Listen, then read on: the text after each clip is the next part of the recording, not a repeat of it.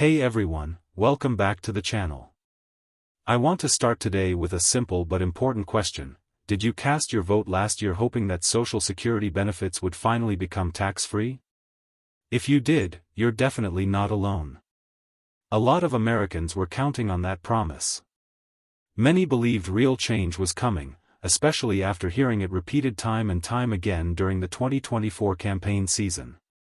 One of the loudest promises we heard from former President Donald Trump was this: no more federal taxes on Social Security benefits.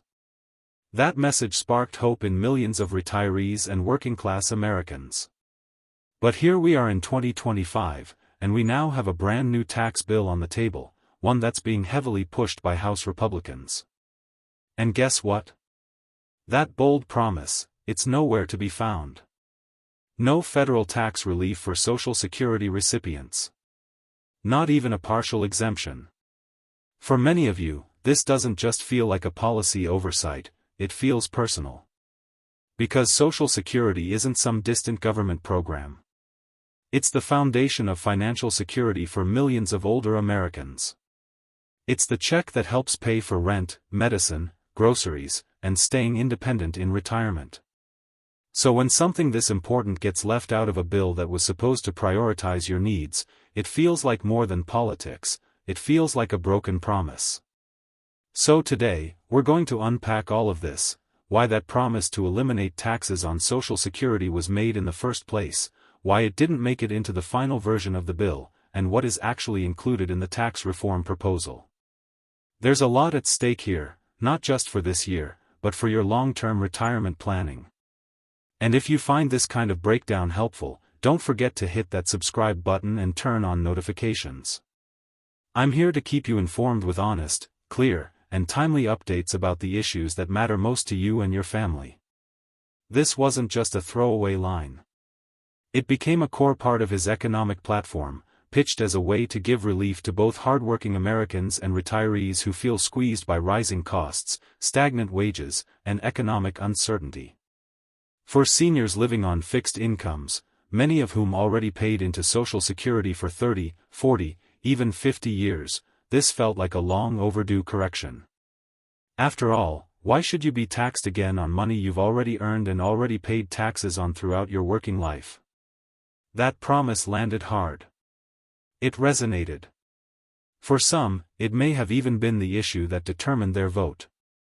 Now let's fast forward to the present. We finally have the GOP's 2025 tax bill in front of us, nicknamed by some lawmakers as the Big and Beautiful Tax Reform Plan. But for those hoping for a break on Social Security taxes, the bill might feel like something very important got left on the cutting room floor. The promised tax exemption? It's just not there. Instead, the bill includes a few smaller forms of relief. One notable change is a $4,000 income tax deduction for people aged 65 and older, provided your modified adjusted gross income, (MAGI), is below $75,000 if you're filing as a single person. $150,000 for married couples filing jointly. Now let's be clear, this deduction does help. It reduces your taxable income, which in turn can lower your tax bill. But it's not the same as eliminating taxes on Social Security benefits altogether. If you were expecting a full exemption, a deduction won't deliver the kind of impact you may have been hoping for. Let's start with something called the Byrd Rule in the Senate. This rule limits what can be included in a budget reconciliation bill, a fast-track process that allows lawmakers to bypass a filibuster and pass legislation with a simple majority. However, under the Byrd Rule, you can't include provisions that don't have a direct and substantial impact on the federal budget. Beyond the procedural hurdles, there's also a financial reality that many Americans may not realize. In 2025 alone, taxes on Social Security benefits are expected to generate over $100 billion in revenue. $60.8 billion for the Social Security Trust Fund. $42.6 billion for Medicare. That's not pocket change. It's critical funding that helps keep both programs afloat. If lawmakers were to eliminate those taxes without finding a way to replace that revenue, we'd accelerate the depletion of Social Security's trust fund. As it stands now, that trust fund is projected to run dry by 2034. If the tax on benefits were repealed, that date moves up to 2032. And if you throw in tax exemptions for tips and overtime pay too, some analysts say we could see benefit cuts of up to 1/3 by 2035. So let's take a closer look at what the tax bill does include, aside from the $4,000 deduction. Temporary tax breaks for tips and overtime pay did make it in. The child tax credit would increase from $2,000 to $2,500 per child. No change to how Social Security benefits are taxed. But even these new perks come with strings attached. That child tax credit increase? It sounds good, but many low-income families won't see the full benefit because they don't earn enough to owe significant federal income taxes.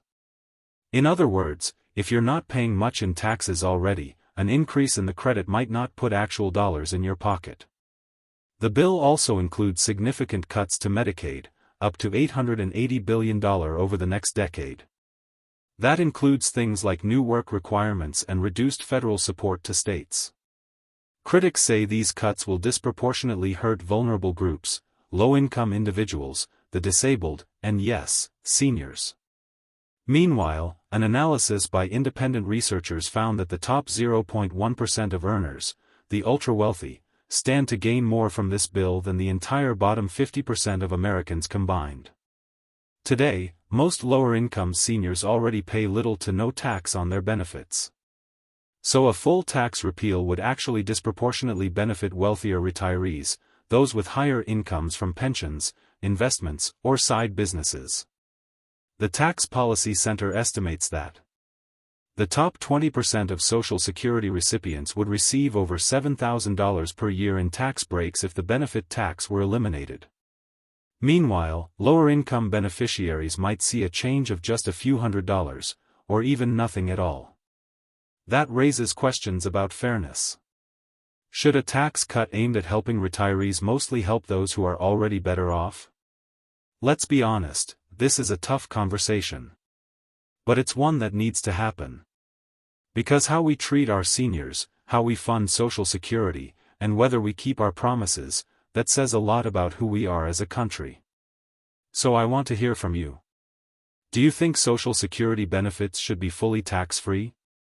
How would that change impact your life, or someone you love? And what would you be willing to support in exchange to keep the program solvent? If you've ever opened your check and thought, wait, why is this so much lower than I expected? You're not alone. Share your experience in the comments below. You never know who else might relate or find comfort in your story. If you made it this far, thank you. These issues aren't always fun or flashy, but they matter. I'll keep covering them as they evolve, and I'll always work to break things down clearly, fairly, and honestly. Hit subscribe if you haven't already. More updates are coming soon, and I'll be right here helping you make sense of it all. Take care, and I'll see you in the next video.